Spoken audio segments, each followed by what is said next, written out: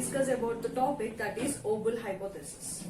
So before entering into the topic, we should have an idea about the terminology which we are going to use in this concept. So that is, everyone should have an idea that 3 nitrogen bases will be considered as a codon, and each codon is coding for particular amino acids, and in that way all the group of codons will be written and forming a genetic code. So this Obel hypothesis concept was first explained by the scientist. So one of the well-known scientists who discovered the DNA structure, those were Watson and Crick. Out of those two scientists, Francis Crick, who explained about this Obel hypothesis in 1966. It was first explained by Francis Crick in 1966. So what this hypothesis is explaining?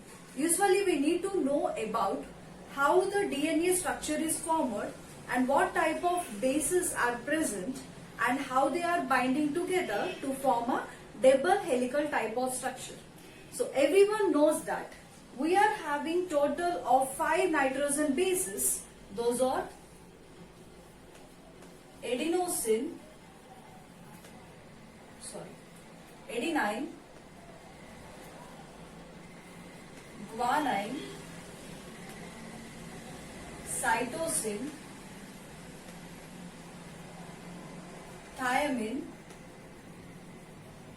and uracil. So in terms, this adenine will be considered with A, guanine will be represented with G, cytosine with C, thymine with T and uracil with U. So A, G, C, T, all these were the nitrogen bases which are present in DNA. When coming to the uracil, the thymine is replaced with the uracil. So in the place of thymine, in RNA, uracil is present. So this is how actually the nitrogen bases are present in a genetic material. Now, and we are having one rule which was explained by the Watson and Crick, that is, adenine is always making the bond with thymine with the 2 hydrogen bonds, as well as a guanine is always pairs with cytosine with 3 hydrogen bonds. So here, this base pairing was also explained by the Watson and Crick, which was called as a Watson and Crick base pairing. So all the DNA, throughout the DNA, we can observe the same base pairing, adenine with thymine or thymine with adenine, guanine with cytosine as well as cytosine with the guanine. And the bond which is present between these nitrogen bases are the hydrogen bonds. Now here it comes the question that what is meant by this Obel hypothesis.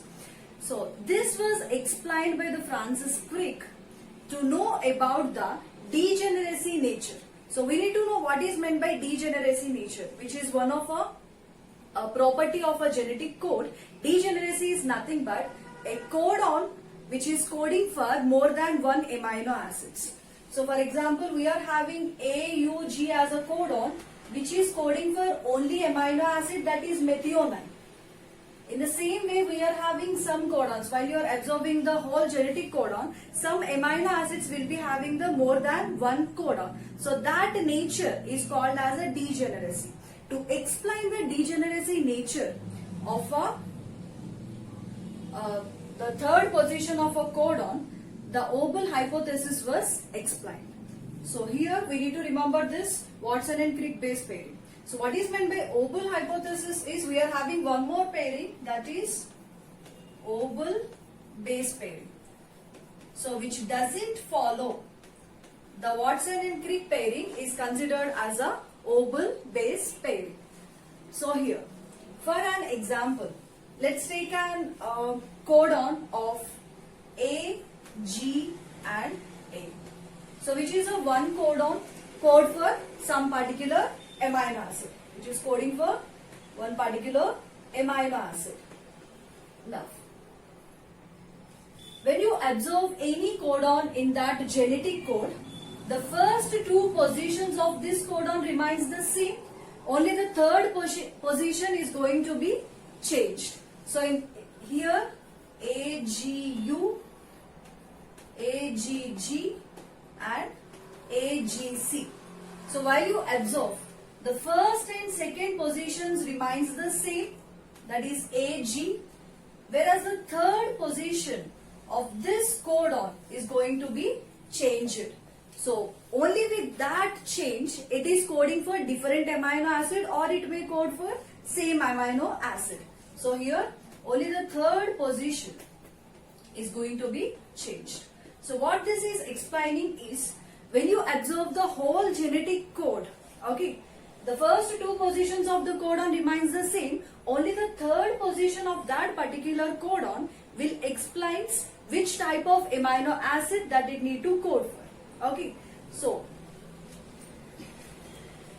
we'll see how these are changing in a Watson and Crick base pairing as well as a Obel base pairing. So here I am just writing out all the nitrogen bases, that is A, C, G, U, and here I am adding one more thing, that is I. So I is nothing but hypoxanthine. I means hypoxanthine. So this hypoxanthine is a molecule which is a derivative of inosine. So that's the reason we are just saying or representing with a I, as it is a derivative of a inosine. The actual name is hypoxanthine. So in some cases the inosine will be present.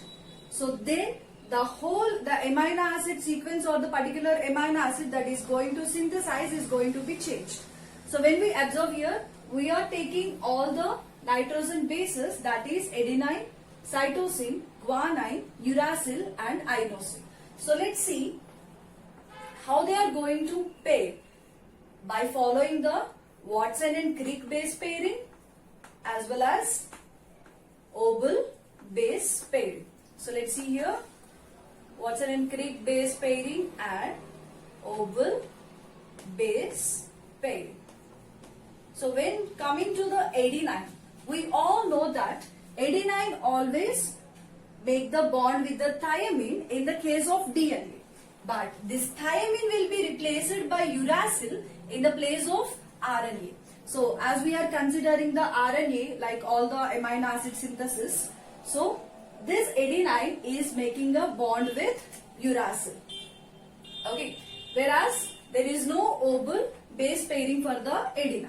So when coming to the cytosine, cytosine will bind with the guanine with the 3 hydrogen bonds. It is also following the Watson and Crick base pairing, whereas this Obel pairing is not there. So when coming to the guanine, this guanine will also, according to Watson and Crick base pairing, it need to pair with the cytosine. Okay, but it can also pair with uracil. Then it is considered as a Obel base pairing. Usually we know that the G can pair with C, and that is a very strong bond. But in some cases there is a chance that that particular guanine can also bind with the uracil if it is following the Obel base pairing. Right? Now, uracil is there. So if it is following the Watson and Crick base pairing, uracil pairs with adenine with a 2 hydrogen bonds. And in some cases, this uracil can also pair with guanine. But we need to remember one thing.